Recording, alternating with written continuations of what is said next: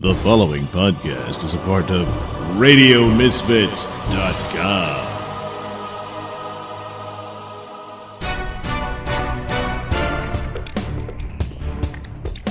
And now it's time for the Mr. Nailsin Show.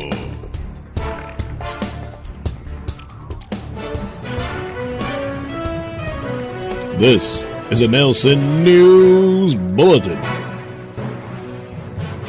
Pilitzer Prize awarded to porn-obsessed transvestite whose 2019 thesis was that getting fucked makes you female. Hello, I'm Mr. Nailsin.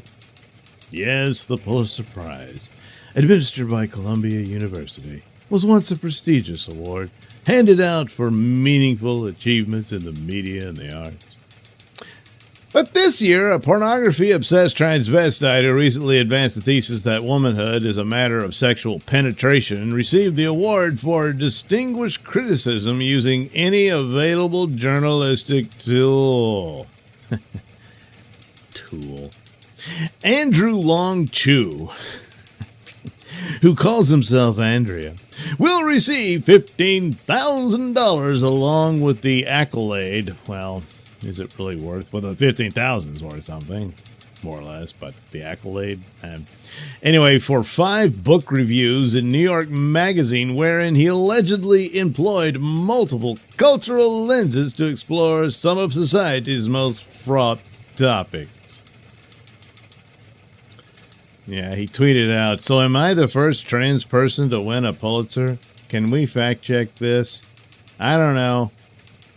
Maybe. Who cares?"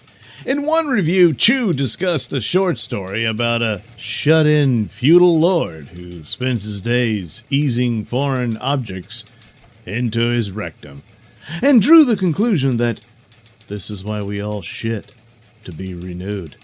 Everything else, money, political ideology, institutions of all kinds, is a distraction from the fundamental unity of shit and spirit.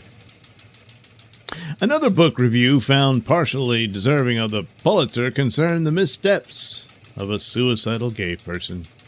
Chu, who admitted in a 2013 article that he was a racist, navigated his hang-ups on the subject in a review entitled "The Mixed Metaphor: Why Does the Half-Asian, Half-White Protagonist Make Us So Anxious?" Vox Media commended the Pulitzer Awards decision, claiming Chu has made an indelible mark on readers and the industry as a whole, and further alleging that he articulates fundamental truths about the subject matter he scrutinizes. The subject matter mainly appears to be the butthole. Anyway, it is unclear whether Vox Media and other leftist supporters reckon Chu's recent remarks about women constitute articulations of fundamental truths. Redux, I want to put an extra X on that, reported that Chu's first book, Females, published by Verso Press, served as a 94 pages, jeez, lazy. Anyway, a 94-page screed advancing the notion that anyone can become female and that being penetrated during sex defines womanhood. In the book, the transvestic author wrote, "Getting fucked makes you female because fucked is what a female is," describing himself as once being a sad, pretentious boy, furious about rape, hopelessly addicted to pornography. Chu also wrote that the barest essentials of femaleness are an open mouth and expected fuckhole blank blank eyes. How about that? The Pulitzer awardee has admitted that a porn obsession is what first prompted him to masquerade as a woman. "Almost every night for at least a year before I transitioned, I would wait till my girlfriend had fallen asleep and slip out of bed for the bathroom with my phone. I was going on Tumblr to look at something called sissy porn. I discovered it by accident one night, scrolling lazily down a pornographic rabbit hole. It always comes back to the hole, doesn't it? The variety of porn in question concerns degenerate acts involving feminized men. Chu admitted sissy porn did make me trans. At the center of sissy porn lies the asshole, a kind of universal vagina through which femaleness can always be accessed. Elements of the literary world began to celebrate him after his so-called transition, an apparent desperate need to speak about it at length. According to Redux, after Andrew started calling himself Andrea, he was invited to speak at various universities, frequently speaking on the topic of his porn-exacerbated gender dysphoria. He was also named as a finalist for the Lambda Literary Award in Transgender Nonfiction for his 2019 book, Dehumanizing Women. Chu's dehumanization has not been limited to adult women. He tweeted in 2019, "Are there Republican lawmakers less developed than a 6-week-old fetus? Yes, but do I think we should abort those lawmakers? Also, yes." On January 28, 2019, he wrote, "Thinking about getting a uterus transplant just to have an abortion." A number of feminists have spoken out in response to the news that Chu won the Pulitzer. Feminist novelist Christina Dalcher tweeted, "No, really, Pulitzer Prizes, and anyone else celebrating this, fuck you sincerely. A woman. The one and only kind." She signed it. Kara Dansky, the president of the American chapter of Women's Declaration International, referenced one of Chu's more egregious anti-woman barbs and wrote, "Shame on you, Pulitzer Prizes." Award-winning New Yorker cartoonist Letha Rothstein called the conference of the award upon Chu revolting. Retired doctor and gender ideology critic Isadora Sanger said of Chu's award, "Mediocrity of male supremacy waves its male genitals in women's faces yet again." Well, yes, but you're missing the important part of where they want to put the genitals. In the universal vagina of the butthole. Jeremy Carl, a senior fellow at the Claremont Institution, wrote, "Thank you for demonstrating more powerfully than I ever could how the Pulitzer Prizes have become a complete joke." Well, they've been for a while, but better late than ever to recognize that. So, yeah. Yeah, what a gal, huh? So, it's all about the hole. Just a hole. I mean, this is a way to achieve the future is female, maybe? Is that the saving grace for this guy who's completely mentally ill and obsessed with women to the point that he's become a mockery of them and also is jealous and hateful of them, perhaps even more so than a rapist? And obviously, come on. Those fantasies are in there somewhere, you know? But if the future is female, then who's going to penetrate the said hole? Because according to his theory, you can't become female until you've been penetrated. So I guess you got to keep that around. But I don't know. I guess you flip coins. Who gets to be the woman or something? Yeah. But anyway, yes, if you didn't realize it by now, just about all the awards are meaningless piles of shit. The shit. It always comes back to the butthole. Oh, well. This has been a Nailsin News Bulletin.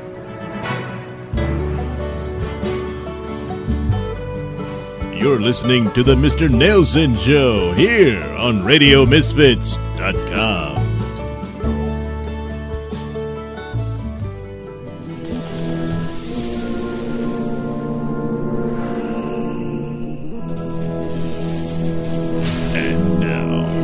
Nailsin Productions comes a space opera adventure like no other. Bubba Stargone and the Uranus Patrol! Hey, Booze, tell your patient we're going to look into this asylum application, and we're going to zap down and do an inspection of Ariel and see what's going on down there, all right? Talk to you later. Okay, Bubba, what the hell? Oh my goodness, Richard! What's going on? What now? You can't let them go! Yeah, well, those are the rules. I gotta go down there and do the inspection and, figure out what's going on. If you want to get asylum from them, we gotta establish that there's a good reason for that. No, you can't let your crewmen go down there. If they do, it's What? Oh, jeez. Oh, man.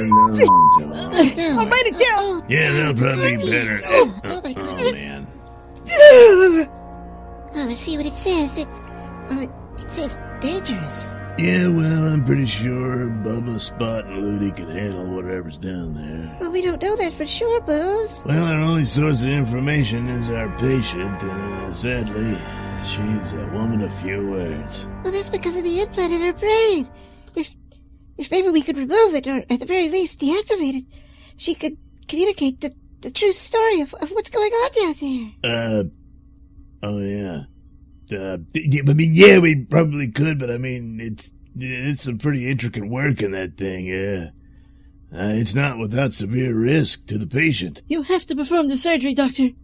Besides, I'd rather be dead than go on living with that horrible thing in my head. Well, that sounds like consent to me, Booze. Yeah, all right then, Pristine, prep the patient for surgery. Okay, but in the meantime, you need to warn Bubba and the others. Warn him about what? No, the danger on Ariel. They may be zapping into an ambush. Oh, shit. Yeah, right. Let me call the teleportation chamber. Teleportation chamber? Hey, Polyp, it's Booze. Say, tell Bubba not to zap down just yet. There might be a more serious situation down below than we thought. We're gonna have to perform some surgery on the stowaway here to help her communicate exactly what the problem is. So we just need to hold off on standby and see what she has to say before Bubba goes zapping into that place, just to give him a better picture of what's going on. You understand? Well, I just zapped him down while you were telling me that. What? Oh, God damn it, Polyp. Jeez. Come on, how was I supposed to know there was a problem? By letting me tell you there was one. Yeah, well, by the time you called, I was already in the middle of throwing the zap switch. Yeah, all right, damn it. Just call Bubba. All right, okay. Uh-oh. No, now what? Well, it's not me. It looks like Ariel's jamming the signal. What? Hang on, I'm gonna call the bridge. Hey, Butsy, it's Booze. Hey, Booze. Yeah, hey, Butsy, listen, can you scan Ariel? There seems to be some interference, jamming communications. Oh, okay. Oh my. They've reactivated their force field. It's cutting off the entire facility. It appears they're in total lockdown. Oh, jeez. Well, try to get through to him, Butsy. In the meantime, I gotta perform surgery on the stowaway. Surgery? But why? I gotta try to deactivate that sensor chip in her brain. Because, like it or not, she's probably our only source of information about just what the hell's going on down there. And just what is the hell going on down there on Ariel? Well, we can simply go down and find out. We find Lieutenant Lefty coming out of unconsciousness as she finds herself in a Spartan room, laying on a simple cot, wearing only a hospital gown. What happened? Where are my clothes? Lefty? Oh, good. You're awake, finally. What? Who are you? No, of course, you don't recognize me. After what they did to me. Believe it or not, Lefty, I'm Mr. Spot. What? Mr. Spot's a dog man and you're a... Well, I know. These aerial monsters turned me into a catman! Wow! What the hell? What the hell happened? Was it a teleport accident? And where's Bubba? I don't know. I woke up a little before you did, finding myself in this doorless room with, you and that other woman. What? Other woman? Yeah, she's sleeping in the cot next to yours. Well, she must be a citizen of Ariel. We need to wake her up. Maybe she could tell us just what the hell's going on around here. Ma'am? Miss, if you could just... There you go. We've got a few questions for you. Oh, jeez. Oh, Ludi. What? Where'd you How did find you know the my other name? pussy? Get it?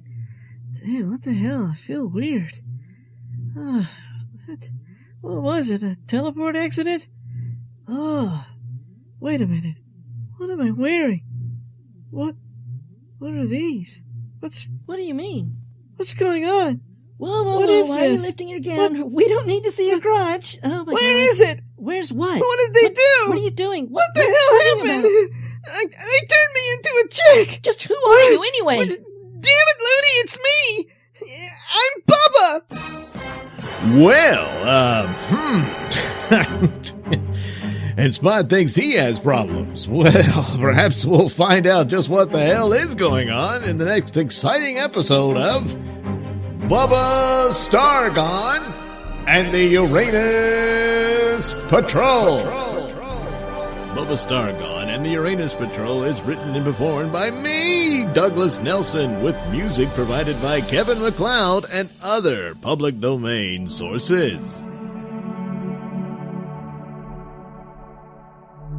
All right, time to talk once again about some NC rumors from Reddit from way back when now. But after having seen Guardians of the Galaxy, Oh, gotta that was say- amazing. Oh, you saw it? No, not yet, but Oh, I've heard good things, and I a lot of sources I trust, and I trust the Marvel brand. well. Anyway, the point being is the rumors that we talked about pretty much was the story. So thinking there's a lot of truth to these. The only question is how many of them will actually get made at this point. Look, this is ridiculous. Guardians of the Galaxy proves Marvel still has life in it. It didn't perform to their expectations. No, that's just, it made money. That's did it make enough? Yes! Just shut up. Well, I can't. I got to do this segment. And so even with the troubles Disney has admitted to, It's just they're restructuring after hectic times that we've all been through. So, that's all that is. they openly admitted they're going to have to cut content from especially D+. Well, yeah, but come on. You think they got to cancel the hotness of Marvel? Yes. Those shows are expensive. And then they're not bringing any viewers. In fact, they're continuing to bleed them. 4 million subscribers is it's just not good. It doesn't matter if you make the money elsewhere through the parks and stuff. You've got a product that doesn't function. It functions enough for some of us. Yeah, but maybe not enough. Oh, stop it. So anyway, there's quite a few I can see just canceling, because you got to. So Ironheart, Agatha, no. and Oh my God, this no, next one, no, Echo, No. should be on the chopping block. No, you can't do that. I mean, canceling Ironheart would not only be misogynist, but racist. Canceling Agatha would be, well, okay, just misogynist, I guess. And Echo would be misogyny again, but also ableism, because Echo is deaf. Yeah, but it's still got to give you a show with a compelling character, and I don't think Echo won anyone over after Hawkeye. And it's a show that's going to depend on Daredevil showing up in it and Kingpin. So it's going to need those connections when really all anyone wants is Daredevil. So they might as well just scrap that and jump right to Daredevil because they're in a pretty desperate situation. But the big fear is they don't know how to do Daredevil and they're probably going to ruin it, but we'll have to wait and see. But The original plan, so far, is supposedly still underway, is for this Echo series. So, what do we have? Echo returns to her hometown and struggles to hide her criminal past from her childhood friends while reconnecting with her Native American roots. Oh, my God. You see, we need this. Kingpin locates her, and reveals that the Black Knife Cartel is targeting both of them due to their past affiliation. So they begrudgingly join forces to survive. Oh my God. That's amazing. Except, didn't she kill Kingpin? Well, he's kind of hard to kill. Okay. So anyway, they've got this history and they're forced to join forces. That's incredible. Oh my God. Love this. Kingpin was partially blinded. Oh, no, so that's what they did. Yeah, apparently. When Echo shot him, and now wears an eye patch. Oh my God, he lost one of his eyes. Yeah, they'd probably come up with like kind of grazed it, and they did some surgery and saved it so that he can look like he looks like when he gets to Daredevil. Or he's just going to wear a glass eye. I don't know. But anyway, but for right now, he wears an eye patch. But he still holds fatherly affection for her. Oh my God. Yeah, you see the struggle there. Oh my God, that's really something. And the difficulty, especially since men always fail their daughters. Well, she's not his real daughter. He just sees her that way.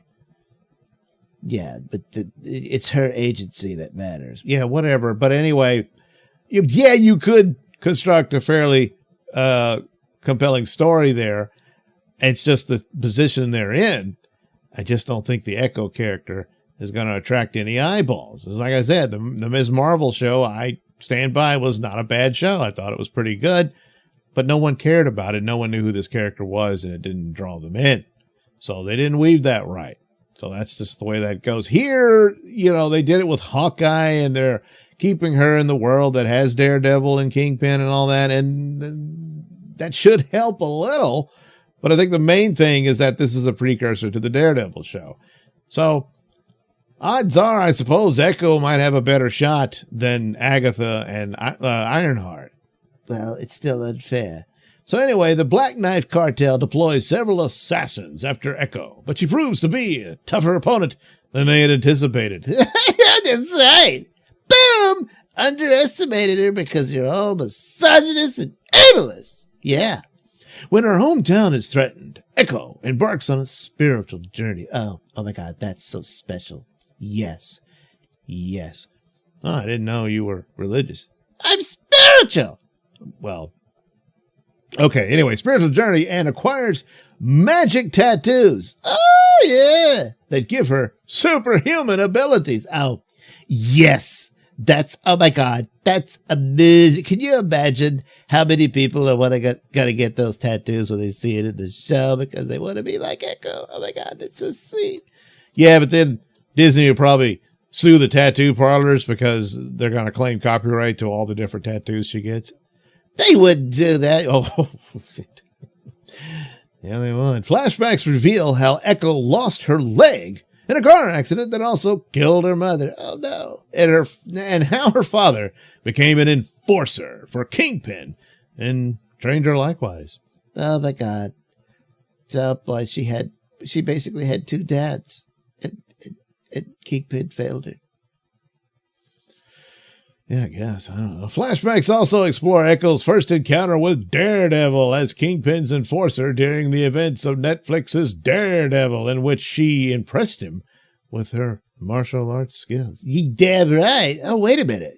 So they're going to acknowledge the Netflix series actually happened? Yeah, that is a curious thing. That's what it sounds like here. Or they're just going to have their own version of those events.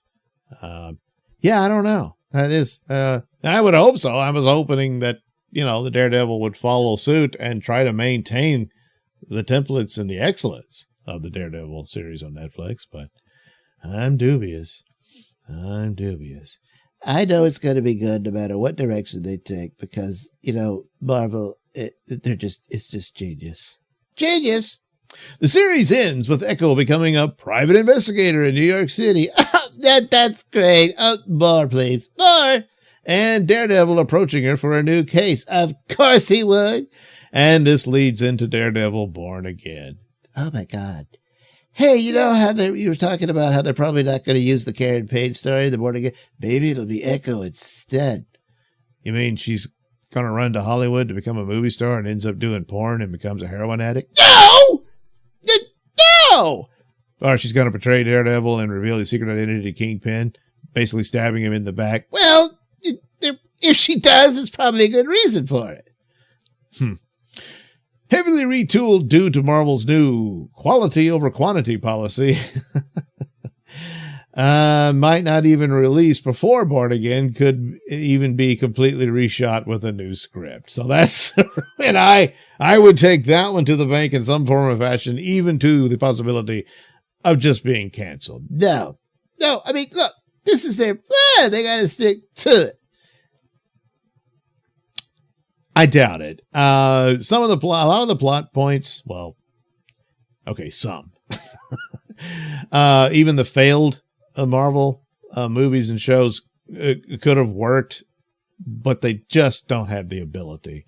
And they can't help themselves in ruining it. And so odds are the same would be here. So even though some of this, hey, yeah, that might work, forcing her to team up with Kingpin and that kind of thing, and then Daredevil, it sounds like Daredevil will be more of a glorified cameo. First a flashback, and then at the end, I need your help, and then to be continued, and Daredevil Born Again, and all that. They're just using the Born Again title like they did with Spider-Man Homecoming and all that when they got the rights to him, and so now they have the rights to Daredevil fully, and, you know, this is their version of Daredevil. Well, you see, they give you what you want, and you still bitch. Well, anyway, there you go. And like I said, this probably was their plan. Will you ever see it? It's doubtful at this point. Like the sound of my voice? Yes, you know you do. And you want to hear it in the best way possible. So why not get yourself some headphones and accessories from Tweaked Audio? Key features include 8 colors and styles, mic'd and non-mic'd versions, designed to sound great for music and talk. Noise-reducing design with a lifetime warranty. So head over to tweakedaudio.com and use discount code Mr. Nailsin at checkout for 33% off and free worldwide shipping. That's Mr. Nailsin. MRNAILSIN. It's not case sensitive, but it is all one word. That's tweakedaudio.com. And now it's time for the Bayou Crime Report. An Arby's employee's frozen body was found in a walk-in freezer. Hey, I'm Red Neckerton.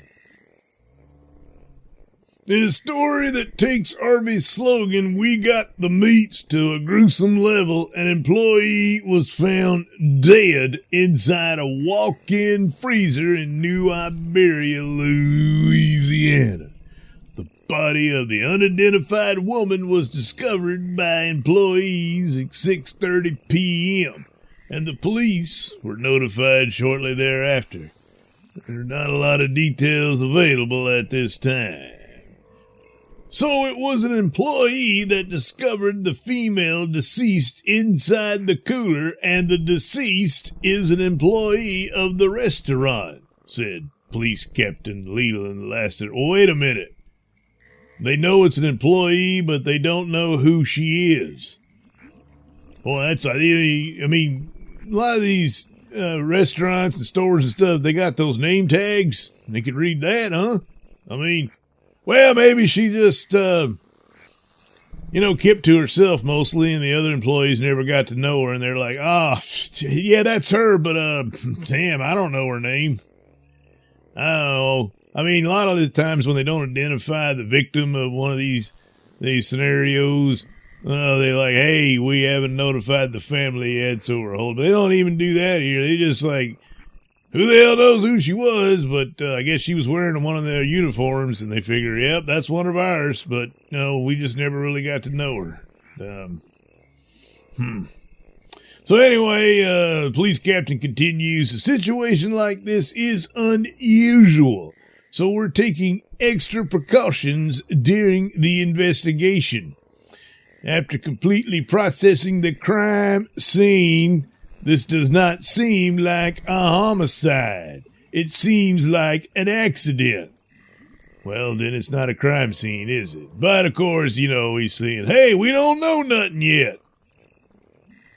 Co-workers of the dead employee were interviewed, and as of now, the incident is not considered a crime. However, Lassiter noted that nothing is set in stone yet, and they are awaiting the results of an autopsy before officially characterizing the cause of death.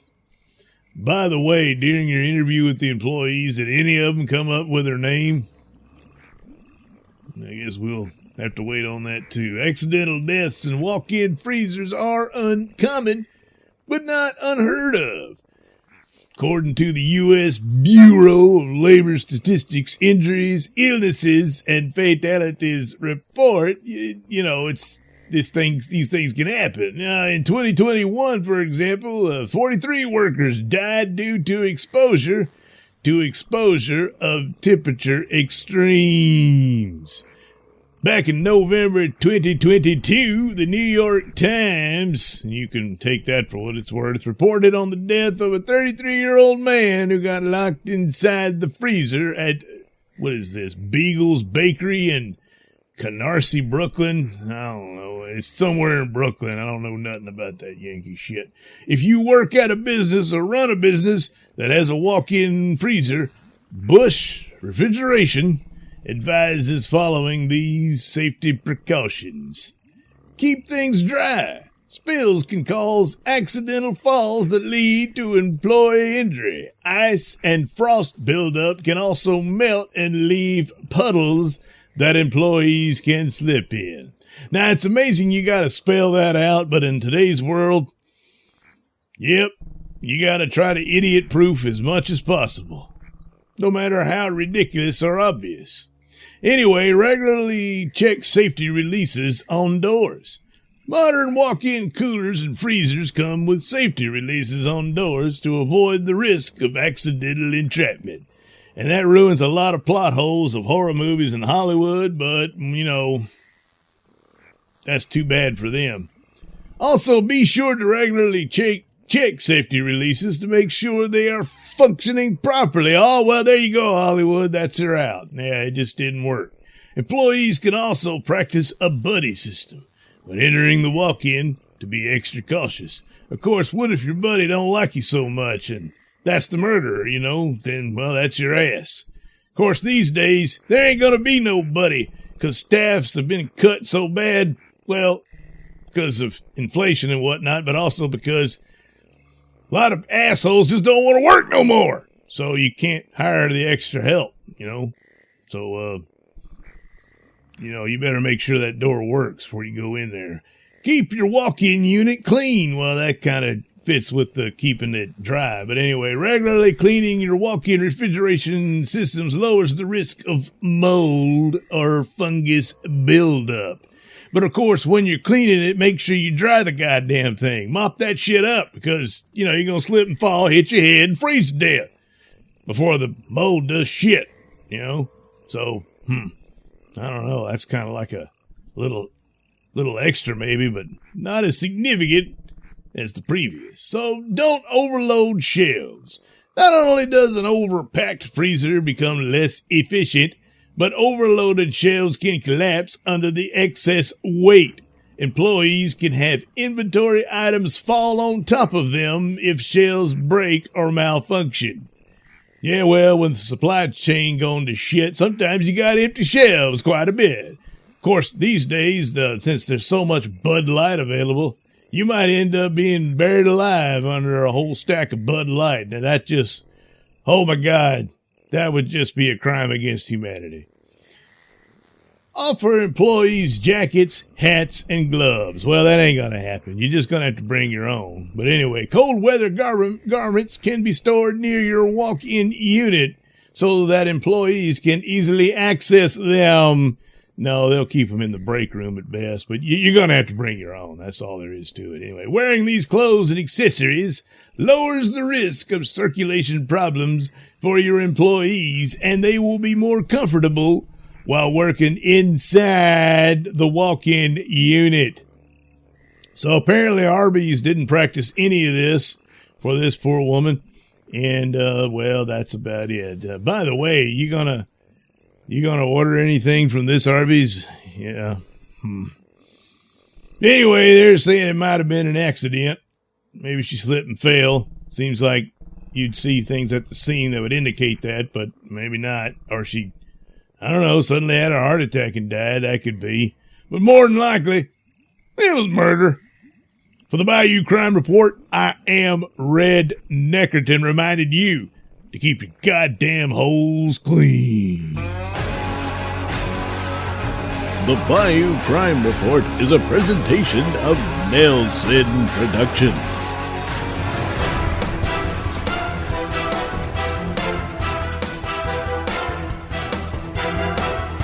The views and opinions expressed during the Mr. Nailsin Show do not necessarily reflect those held by RadioMisfits.com. So, any complaints and or comments should be sent to @MrNailsin on Twitter, where they will be promptly ignored and or blocked.